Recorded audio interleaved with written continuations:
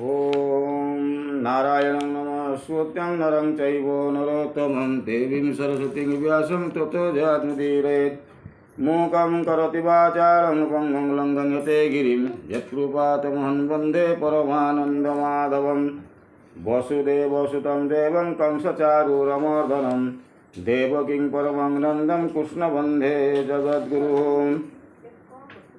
ॐ नमो भगवते वासुदेवाय। ओम नमो भगवते वासुदेवाय।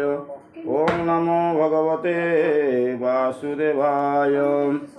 आज भागवतर दशम स्कंदर त्रयोदश अध्याय पढ़ा अघासुर वध मु पढ़ुची आपण माने शुणु।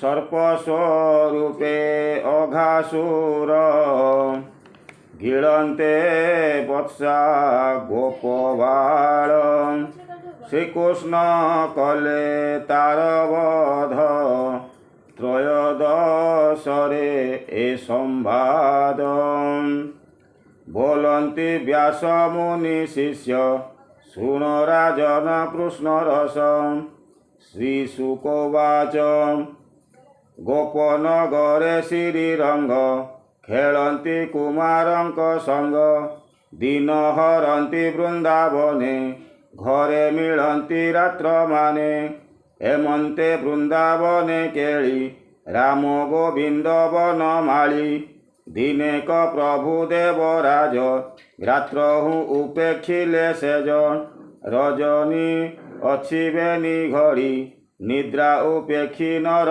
हरि जननी राई वनमाळी पयरे कलेनी उछाली आज मु न भुंजीबी घरे अन्न पुड़िए दिय मोरे दईबे निदा घर काल खरा लागिले बहे झाल शीतल बेले जीवी वन अन्न तु दियो गबहन शुणी सानंद नंद राणी अन्न बाढ़िला घरु आनी नाना व्यंजन गुड़ दधी पुड़ा गोटिए देले बांधी शिकारे घेनी अन्न पुड़ा सिंगा